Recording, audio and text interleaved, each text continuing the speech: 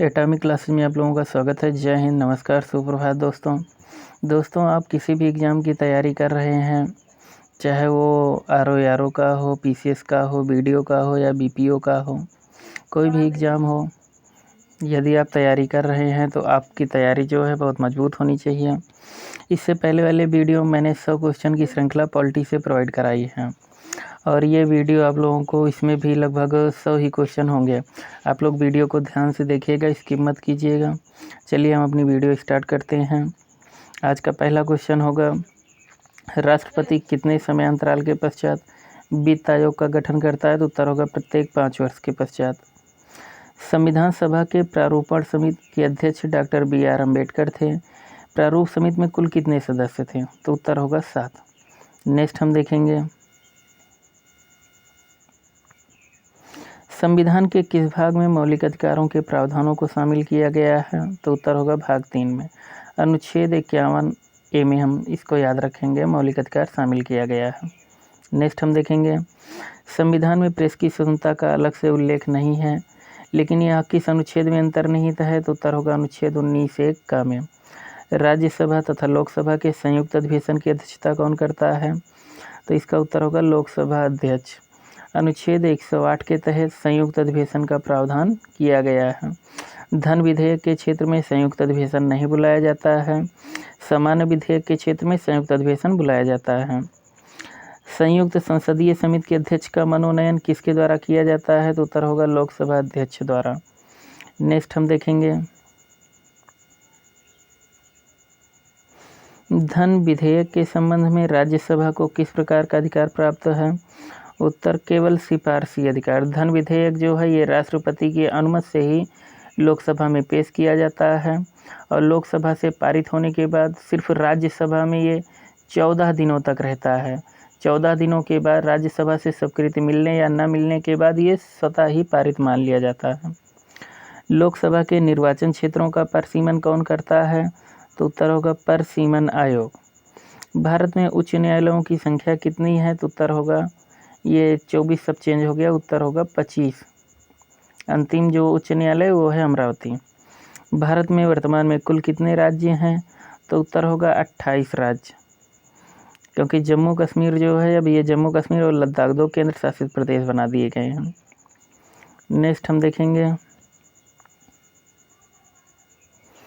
यदि कोई व्यक्ति अपनी इच्छा से विदेशी राज्य की नागरिकता अर्जित कर लेता है तो उसकी भारतीय नागरिकता क्या होगी? यदि कोई भी व्यक्ति विदेशी राज्य की नागरिकता ग्रहण करता है तो भारतीय नागरिकता जो है वो स्वतः ही समाप्त हो जाती है। प्रश्न 112 में, भारत में संविधान सभा का गठन किस योजना के प्रस्ताव के अनुसार किया गया? तो उत्तर होगा कैबिनेट मिशन योजना। कैबिनेट मिशन योजना जो है 1946 ईस्वी में आई थी। इसमें 3 सदस्य थे। इसको हम याद करने के लिए याद रखेंगे LAC। यल से हो जाएगा लॉरेंस, ए से हो जाएगा अलेक्जेंडर, सी से हो जाएगा क्रिप्स। नेक्स्ट हम देखेंगे, अनुसूचित और जनजाति क्षेत्रों के प्रशासन के संबंध में प्रावधान संविधान की किस अनुसूची में किया गया है? तो उत्तर होगा 5वीं और 6वीं अनुसूची में। प्रश्न नंबर 114, संविधान का प्रारूप संविधान सभा ने कब स्वीकृत किया? तो 26 नवंबर 1949 ईस्वी को। इसलिए 26 नवंबर को संविधान दिवस भी मनाया जाता है। सर्वप्रथम किस अधिनियम के द्वारा भारत के प्रांतों में आंशिक उत्तरदायी शासन की स्थापना की गई? तो 1919 के भारत शासन अधिनियम द्वारा। 1919 के भारत शासन अधिनियम के द्वारा जो है प्रांतों में द्वैध शासन की व्यवस्था शुरू की गई। इसे ही हम उत्तरदायी शासन कहते हैं। लेकिन 1935 का अधिनियम जो आया था, उस 1935 के अधिनियम से जो है प्रांतों में द्वैध शासन को समाप्त कर दिया गया था और केंद्र में द्वैध शासन व्यवस्था लागू कर दी गई थी। नेक्स्ट हम देखेंगे, भारत के शासनाध्यक्ष का संबोधन किसके लिए किया जाता है? तो उत्तर होगा प्रधानमंत्री के लिए। संविधान के किस भाग को भारत का मैग्ना कार्टा कहा जाता है? तो उत्तर होगा भाग 3। भाग 3 जो है ये मूल अधिकार से संबंधित है। विधान परिषदों में सर्वप्रथम किस अधिनियम के अंतर्गत भारतीयों को प्रतिनिधित्व दिया गया? तो उत्तर होगा 1909 के अधिनियम के तहत। नेक्स्ट हम देखेंगे, 15 अगस्त 1947 और 26 जनवरी 1950 के मध्य भारत का राजनीतिक दर्जा क्या था? तो ब्रिटिश कुल का एक अधिराज्य था यह। नेक्स्ट हम देखेंगे क्वेश्चन नंबर 120, किसकी अनुमति से कोई भारतीय नागरिक विदेशी सरकार से कोई उपाधि या सम्मान प्राप्त कर सकता है? तो भारत के राष्ट्रपति की अनुमति से। अनुच्छेद 18 हम याद रखेंगे, इसी में है उपाधियाँ।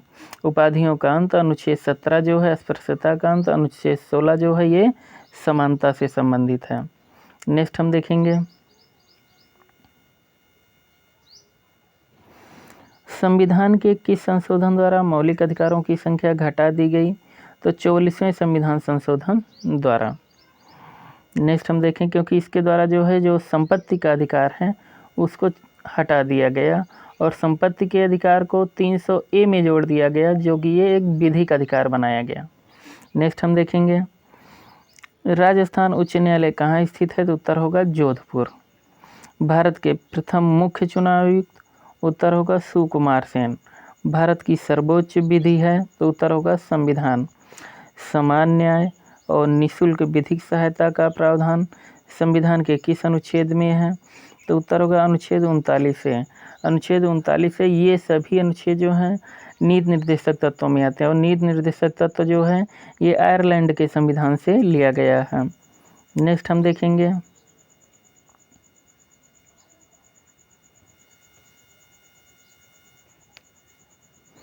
भारतीय संविधान की संघ और राज्यों के बीच शक्ति विभाजन की विधि किस देश के संघ की प्रेरणा पर आधारित है? तो उत्तर होगा कनाडा।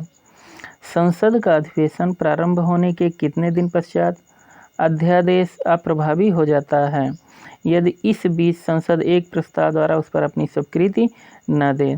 तो 6 सप्ताह के बाद कोई भी अध्यादेश जो है वो अप्रभावी हो जाता है, मतलब निष्क्रिय हो जाता है। अनुच्छेद 123 के तहत जो है राष्ट्रपति को अध्यादेश जारी करने का अधिकार दिया गया है।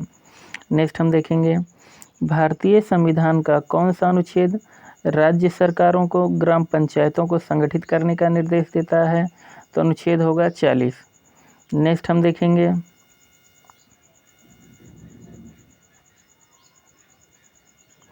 भारतीयों को सत्ता हस्तांतरण का उल्लेख सर्वप्रथम कब किया गया? तो उत्तर होगा क्रिप्स प्रस्ताव। ब्रिटिश संसद के लिए चुने जाने वाले प्रथम भारतीय? तो उत्तर होगा दादा भाई नौरोजी। भारत की स्वतंत्रता के समय भारतीय राष्ट्रीय कांग्रेस का अध्यक्ष कौन था? तो उत्तर होगा JB कृपलानी। नेक्स्ट हम देखेंगे क्वेश्चन नंबर 132, यह कथन किसका है कि भारत का संविधान संघीय कम है और एकात्मक अधिक? ये कथन केसी हुइयर का है। एशियाई विकास बैंक का मुख्यालय किस देश में स्थित है? तो उत्तर होगा फिलीपींस मनीला में। बियरर बॉन्ड स्कीम का उद्देश्य क्या है? तो उत्तर होगा काले धन की निकासी। ब्याज दर किस नीति से संबंधित है? तो उत्तर होगा मौद्रिक नीति से। राष्ट्रीय विकास परिषद का गठन कब किया गया? तो उत्तर होगा 1952 में। नेक्स्ट हम देखेंगे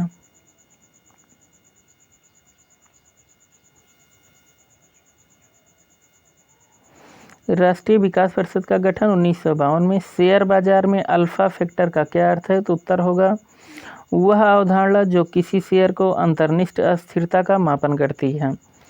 सदस्य संख्या के आधार पर भारत की सबसे बड़ी ट्रेड यूनियन है? तो उत्तर होगा इंटक। किस अधिनियम के द्वारा भारत में वर्ग, जाति, धर्म आदि के आधार पर पृथक निर्वाचन क्षेत्र बनाने का प्रावधान किया गया? तो उत्तर होगा 1909 ईस्वी का जो मार्लेमिंटो सुधार आया था, सांप्रदायिक आधार पर विभाजन किया गया था। नेक्स्ट हम देखेंगे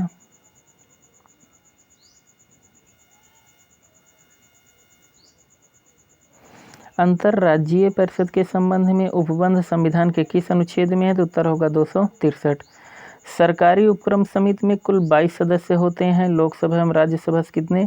तो लोकसभा से 15 सदस्य और राज्यसभा से 7 सदस्य होते हैं। नेक्स्ट हम देखेंगे क्वेश्चन नंबर 142, राजस्थान उच्च न्यायालय एवं इलाहाबाद उच्च न्यायालय की स्थापना। राजस्थान उच्च न्यायालय की स्थापना 1949 में और इलाहाबाद उच्च न्यायालय की स्थापना 1866 ईस्वी में हुई थी।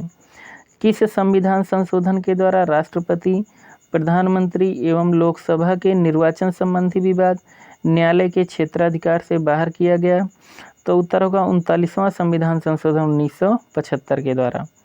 भारतीय संविधान के किस अनुच्छेद में प्रेस की स्वतंत्रता से संबंधित है? तो प्रेस की स्वतंत्रता है अनुच्छेद 19(1) का में।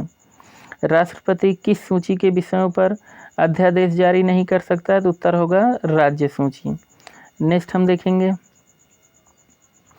सर्वप्रथम किस राज्य में लोक अदालत आयोजित की गई? तो उत्तर होगा गुजरात में।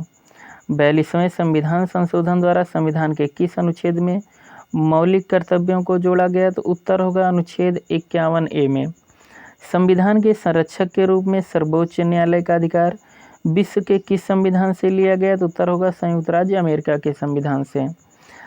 क्वेश्चन नंबर 149, भारत की संप्रभुता किसमें निहित है?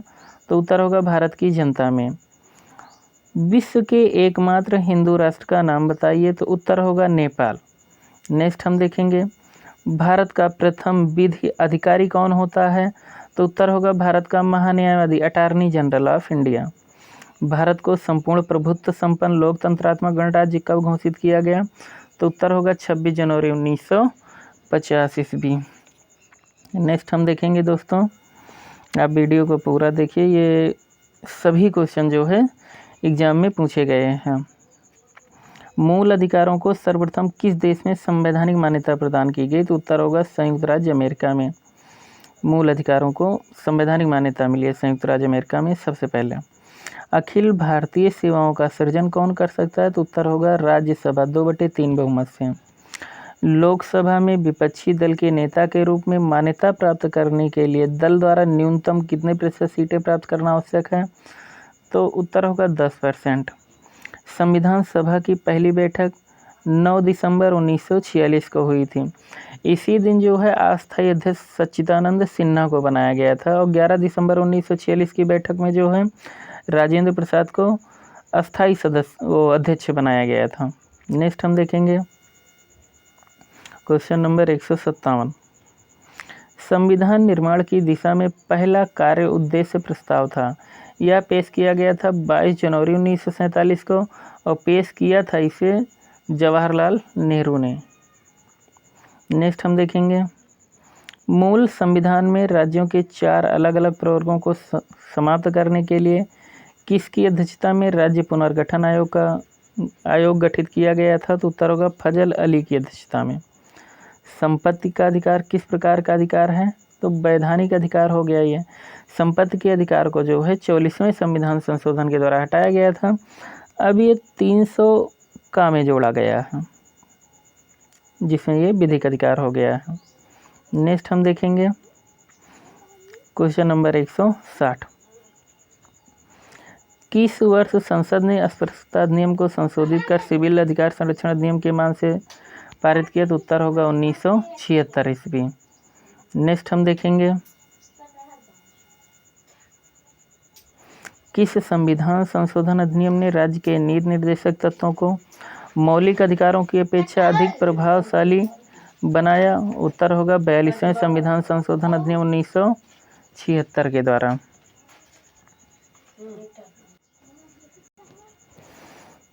भारत के कौन से राष्ट्रपति द्वितीय पसंद के मतों की गणना के फलस्वरूप अपना निश्चित कोटा प्राप्त कर निर्वाचित हुए थे? मतलब द्वितीय मतगणना में राष्ट्रपति बने थे। तो उत्तर होगा बीबी गिर। संविधान के किस अनुच्छेद के अंतर्गत वित्तीय आपातकाल का उल्लेख किया गया? तो वित्तीय आपातकाल अनुच्छेद 360 के तहत है। 352, 356, 360 ये तीनों अनुच्छेद आप लोग याद रखिएगा। नेक्स्ट हम देखेंगे, भारतीय संविधान कौन सी नागरिकता प्रदान करता है? तो भारतीय संविधान एकल नागरिकता प्रदान करता है। पंचायती राज व्यवस्था का उद्घाटन पंडित जवाहरलाल नेहरू ने 2 अक्टूबर 1959 को किस स्थान पर किया था? तो उत्तर होगा नागौर राजस्थान में। लोकसभा का कोरम कुल सदस्य संख्या का कितना होता है? तो उत्तर होगा 1/10। पंचवर्षीय योजना का अनुमोदन तथा पुनर्निरीक्षण किसके द्वारा किया जाता है? तो राष्ट्रीय विकास परिषद के द्वारा। इसकी स्थापना जो है 1952 ईस्वी में हुई थी। नेक्स्ट क्वेश्चन हम देखेंगे क्वेश्चन नंबर 168, राज्य स्तर पर मंत्रियों की नियुक्ति कौन करता है? तो उत्तर होगा राज्यपाल। नए राज्य के गठन अथवा सीमा परिवर्तन का अधिकार किसे है? तो उत्तर होगा संसद को। नेक्स्ट हम देखेंगे क्वेश्चन नंबर 170। भारत में लोकसभा किसके द्वारा भंग की जाती है? तो उत्तर होगा प्रधानमंत्री के परामर्श से राष्ट्रपति के द्वारा। भारतीय संविधान में संघ की कार्यपालिका शक्ति किसमें निहित है? तो उत्तर होगा राष्ट्रपति में। राज्यसभा का सर्वप्रथम गठन कब हुआ? तो उत्तर होगा 3 अप्रैल 1952 ईस्वी में। संसद का कोई सदस्य अपने अध्यक्ष की पूर्व अनुमति के बिना कितने दिनों तक सदन में अनुपस्थित रहे तो उसका स्थान रिक्त घोषित कर दिया जाता है? तो उत्तर होगा 60 दिन। नेक्स्ट हम देखेंगे लोकसभा अध्यक्ष को कौन चुनता है? तो उत्तर होगा लोकसभा के सदस्य। क्या संघ शासित क्षेत्र भी राज्यसभा में अपना प्रतिनिधि भेजते हैं? तो उत्तर होगा हाँ, भेजते हैं। केंद्र सरकार का संवैधानिक प्रधान कौन होता है? तो उत्तर होगा राष्ट्रपति। लेकिन वास्तविक प्रधान कौन होता है? तो प्रधानमंत्री। राष्ट्रपति पद के चुनाव संबंधी विवाद को किसे निर्देशित किया जाता है? तो उत्तर होगा सर्वोच्च न्यायालय को। देशी नरेशों के प्रीबी पर्सों और विशेषाधिकारों को किस संविधान संशोधन अधिनियम द्वारा समाप्त किया गया था? तो उत्तर होगा 26वें संविधान संशोधन अधिनियम द्वारा। Question number 179। संविधान सभा का गठन किसकी सिफारिश पर किया गया था? तो उत्तर होगा कैबिनेट मिशन योजना की सिफारिश पर। नेक्स्ट हम देखेंगे संविधान का कौन सा अनुच्छेद सामाजिक समानता का अधिकार प्रदान करता है? तो अनुच्छेद होगा 115। इसमें जाति, लिंग आदि के आधार पर भेदभाव करने का ये निषेध करता है किसी भी व्यक्ति के साथ। संवैधानिक संशोधन के लिए विधेयक को संसद के किस सदन में पेश किया जाएगा? तो किसी भी सदन में पेश किया जाता है। संवैधानिक संशोधन जो होता है अनुच्छेद 368 के तहत किया जाता है। ये साउथ अफ्रीका के संविधान से लिया गया है। राष्ट्रपति पद पर सबसे कम अवधि के लिए पदारूढ़ होने वाले व्यक्ति कौन है? तो डॉक्टर जाकिर हुसैन, ये कम होगा। नेक्स्ट हम देखेंगे राज्यों का भाषाई आधार पर गठन किस वर्ष किया गया? तो उत्तर होगा 1956 ईस्वी में। पहला राज्य जो था जो भाषाई आधार पर बना था 1953 ईस्वी में, वो था आंध्र प्रदेश। नेक्स्ट हम देखेंगे भारतीय संविधान में किस अनुच्छेद को संविधान की आत्मा के नाम से जाना जाता है? तो उत्तर होगा अनुच्छेद 32। इसमें संवैधानिक उपचारों का अधिकार है। डॉक्टर भीमराव अंबेडकर ने जो है संवैधानिक उपचारों के अधिकार को जो है संविधान की आत्मा व हृदय कहा है। इसके तहत जो है जो सुप्रीम कोर्ट है ये 5 प्रकार की रीट जारी करती है, जिससे मूल अधिकारों का प्रहरी भी कहा जाता है सुप्रीम कोर्ट को। बिहार विधानसभा में सदस्यों की संख्या कितनी है? तो उत्तर होगा 243। लोकसभा के चुनाव क्षेत्रों का परिसीमन किस वर्ष की जनगणना के बाद किया जाएगा? तो उत्तर होगा 2026। गोवा को किस वर्ष राज्य का दर्जा दिया गया? तो उत्तर होगा 1987 ईस्वी में। नगर निगम के सर्वोच्च अधिकारी को क्या कहा जाता है? तो उत्तर होगा महापौर। नेक्स्ट हम देखेंगे प्रथम लोकसभा चुनाव में कितने राजनीतिक दलों को राष्ट्रीय दल के रूप में मान्यता दी गई? तो उत्तर होगा 14 दलों को। नेक्स्ट हम देखेंगे प्रधानमंत्री का सचिवालय किसके अधीन होता है? तो उत्तर होगा गृह मंत्रालय के अधीन। संविधान सभा द्वारा पारित संविधान में कुल कितने अनुच्छेद और अनुसूचियां थी? तो उत्तर होगा 395 अनुच्छेद एवं 8 अनुसूचियां। भारतीय संविधान कितने भागों में विभाजित है? तो उत्तर होगा 22 भागों में। नेक्स्ट हम देखेंगे भारतीय संविधान के अंतर्गत संविधान में संशोधन संबंधी पहल का अधिकार किसे है? तो उत्तर होगा भारतीय संसद को। नेक्स्ट हम देखेंगे क्वेश्चन नंबर 195। कौन सा अधिकार अब आपातकाल में भी समाप्त या सीमित नहीं किया जा सकता है? तो उत्तर होगा व्यक्तिगत स्वतंत्रता और जीवन की सुरक्षा का अधिकार, अनुच्छेद 21।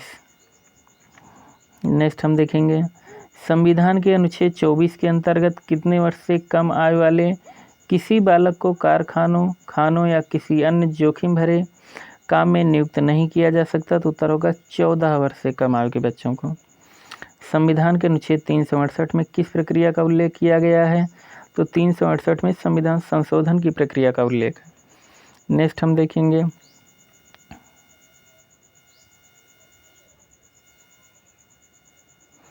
भारतीय संविधान के अनुसार भारत का स्वरूप क्या है? तो उत्तर होगा संघीय राज्य।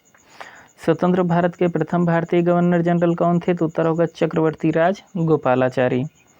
आज का लास्ट क्वेश्चन हम देखेंगे दोस्तों।